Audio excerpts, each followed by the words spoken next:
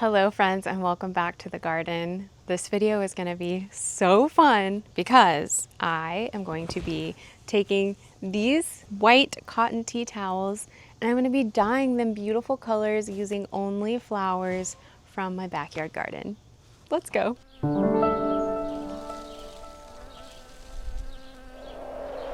Hello, we are in the kitchen and we're going to be dyeing our tea towels. I'm so excited. So I have 12 tea towels here. A couple of important things. One, I made sure that these were 100% cotton, not some kind of mix of fiber, 100% cotton. It's important to use a fiber that is going to naturally take on the dye really well, and cotton is one of the most common ones. So that's what I went with. And then we have to do a little bit of prepping before we can just throw these into our plant dyes. First, we have to mordant the towels. Such a weird word. Like, I've said it so much the last couple of days that it has no more meaning, you know? So mordanting the towels is basically just creating a chemical bridge between the fiber and the dye that's gonna hold the dye to the fiber. So mordanting them is very important because it's going to make the color brighter. It's going to make the color last longer, you know, after you wash it. And it's also going to keep the sun from fading the color. And so it's a really important step that you can't skip. There's a few different ways to mordant your towels. I'm using alum, which is potassium aluminum sulfate. It's food safe. We use this in pickling. It sounds like a crazy chemical, but it's really not. This, I think, is the easiest option. A couple of other more traditional options is to bathe the towels in soy milk, or you can use something with tannins in it, like black tea. This is just, it's easiest and it's quickest. How we're gonna do this is we have to do a little bit of math. I know I hate math, but it's important. We need to weigh out 15% of the weight of our fiber. So for instance, I have 12 tea towels. Each tea towel weighs approximately 100 grams. So I have 1,200 grams of fiber. 15% of 1,200 is 180. So I'm going to measure out 180 grams of the alum. Then I'm going to add in some warm water and try to dissolve it a little bit. Meanwhile, I am filling up a large stock pot with warm water, and then I'm gonna add the alum into the stock pot. Then I'm going to add in my pre-washed, pre-wetted tea towels. I split mine into 3 different pots because all 12 of them were not gonna fit in this one pot, and I feel like that's important. So again, I had to do more calculations of you know, splitting the weight to the different pots. It's just 15% of whatever fiber you're gonna put in there. So if I put 2 towels in one, that's 200 grams. I'm gonna do 15% of that. If I put 6 towels in the other pot, 15% of 600 grams.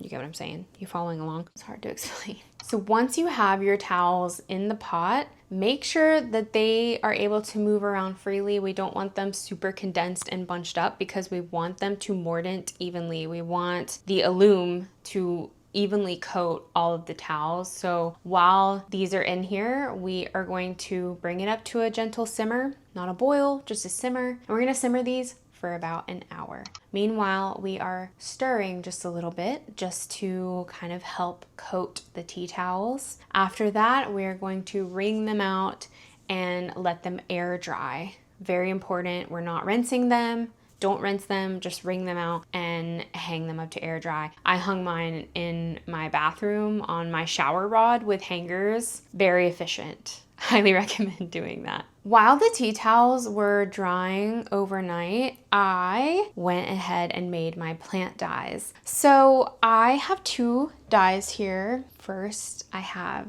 Black Hopi sunflower dye. I grew a Black Hopi sunflower this year and I collected all of these sunflower seeds. This sunflower has been used for centuries by the Hopi people to dye garments. So this is really cool and I'm like really excited. This is just like an ancient thing that I'm participating in. To extract this dye, I put the sunflower seeds in a bit of water and I boiled them for about an hour and then I let them soak overnight. Then I strained them out and I am left with this. And we're gonna dilute this to dye the tea towels with. For my next batch, I have this beautiful orange dye, and I made this by combining Cosmo flowers, marigolds, and Mexican sunflowers. The Cosmos are really the ones that are gonna contribute a lot to this color. I think I read they have like a lot of sulfur in them or something, and somehow that just makes a really great dye. I had a lot of those, so I have a lot of this liquid, but we're still gonna be diluting this as well. For this dye with the Cosmos, since they're delicate flowers, they don't need to sit out overnight. So what I did was I simmered them for about 30 minutes and then I let them sit while they were cooling off in the pot for a few hours, and then I strained them. So they didn't sit overnight, and apparently they can kind of get mushy and brown if you do that. So it's very important that you don't let them sit for too long. So the Cosmos should make a beautiful like yellow orangey color, and then the Hopi Black Dye, hopefully it's gonna be like a gray or a purple, and then I might do a little bit of an acid wash with a couple of the tea towels to make it like a mauve kind of pink, but we'll see. So the next step is gonna be dyeing the tea towels. All right, I have 3 towels going in the Cosmo bath, 3 towels going in the sunflower bath. The sunflower bath is a little crowded. Honestly, should have done 2. It's okay. We're experimenting here. We're gonna see what works. The towels are going to get dyed some color either way. So my plan with this is to do like a primary dye with these 6 towels, and then we're gonna do like a paler dye again. Once these come out, I'm gonna put the others in, and they'll be a little lighter in color because there's not gonna be as much dye left, but that's okay. Again, like I'm experimenting, they're gonna come out some kind of color. But we are gonna bring these to a simmer for about 45 minutes, then turn off the heat, let them cool down while they're in the dye bath still. Then we're gonna rinse them and wash with some mild soap, and then we're gonna hang them up to dry overnight, and then they will be done. And then I'm gonna do the same thing with the second round of towels. I'm really excited because just in the baths right now, I can kind of see the colors that they're gonna turn out. One thing that I'm gonna do, I think with the sunflower bath, is I can do a vinegar wash, and the pH of the vinegar will change it into a more pinky kind of color. So I think that that's what I want to do with a couple of these. So to do that, once these are done simmering, I'm going to take out a couple of towels, mix up a vinegar wash. I think it's like you add a cup of vinegar to water. You just will soak them in that bath. You don't have to put it on heat or anything. You soak them and then you check them every 5 minutes until they're the color that you want. And you can go no longer than 20 minutes in that bath. So this is gonna be fun. I'm very excited to see how these turn out. Also, while these are simmering, I'm gonna be poking them around a little bit, swishing them around just to make sure that the dye is getting even around the whole cloth.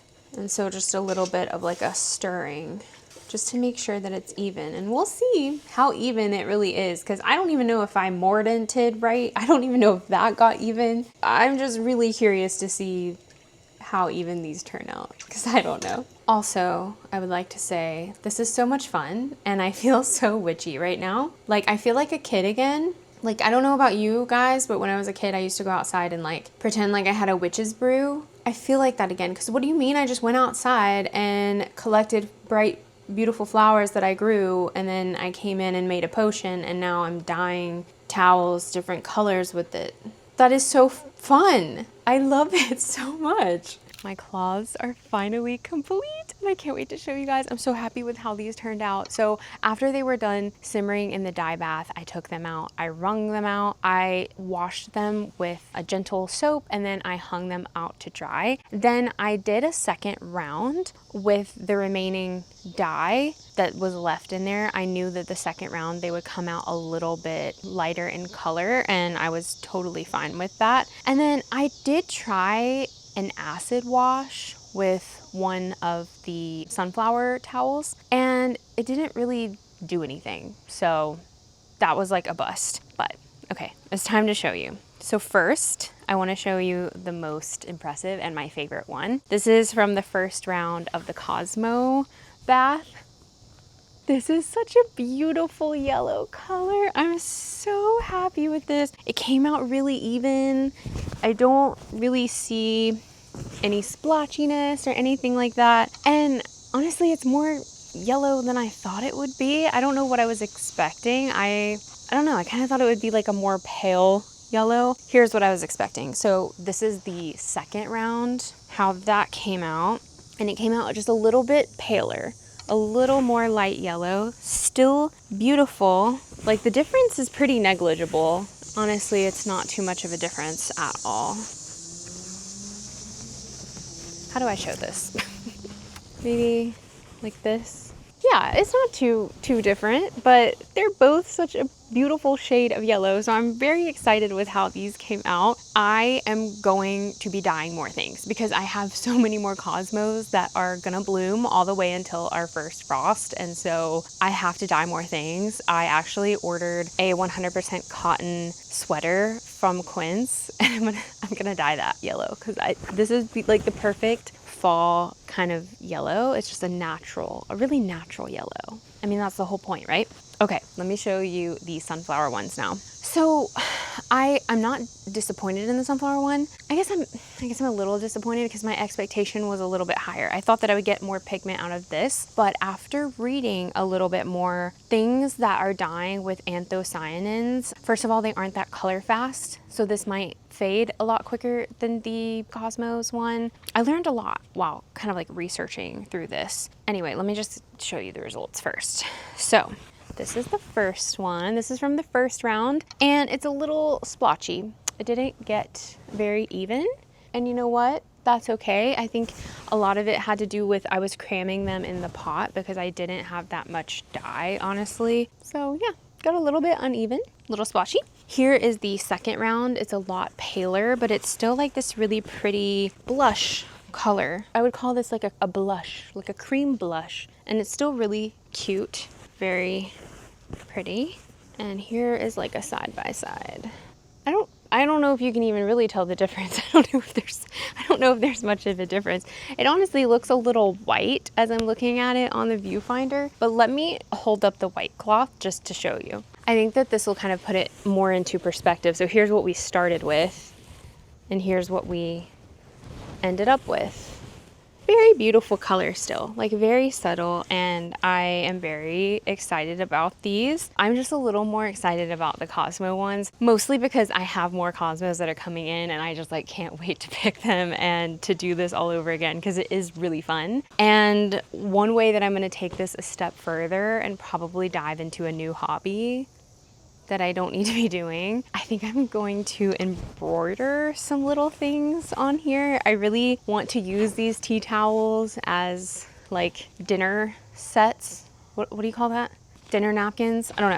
I want to make use of them, and I want them to be more decorative and more pretty. So I think I'm going to learn how to embroider. This is something else that I've never done before. But I used to cross stitch as a kid. I was really into cross stitching when I was like 11 or something. I used to cross stitch all the time, and I would make really big ones. And so I still remember how to cross stitch. So I'm like, if I can cross stitch, embroidering can't be that much harder, can it? I don't know. So I ordered a kit. I ordered a like beginner kit, and I think I'm gonna embroider some like little flowers maybe across the bottom. Maybe some little bees would be cute on the yellow ones. That would be so cute. I'm gonna definitely like keep working on these until I am like completely happy with them. And then I will probably use some of the Cosmos that I have and maybe order some more of these and turn them into Christmas gifts, because how cute of a Christmas gift would this be? Like, hello, I dyed this from flowers for my garden and then I embroidered on it. I'm really excited about this. So yeah, that is how they came out. I think it's a successful project overall. Now I'm in deep. Like, I have been researching dye gardens and other plants that I could plant for dyeing. I might try to go indigo next year. I ordered a book on dyeing. Like, I'm so into it, and this has been such a fun little experiment, and I'm so happy with how it turned out. So let me know in the comments, guys. Let me know how you think I did. If you are a natural dyer, please, I am all ears. Let me know your tips. Like I said, I've never done this before. This is my very first time. I am all here for constructive criticism, for tips. I'm a sponge. just give it to me. Let me know in the comments. Thank you guys so much for coming along with me on this little experiment. You can find me on all of the places. I'm also on Substack if you prefer written content as well. I also have a podcast and we put out new episodes every single week. Please go and give it a listen if you like podcasts, and I will see you guys in the next one. Bye.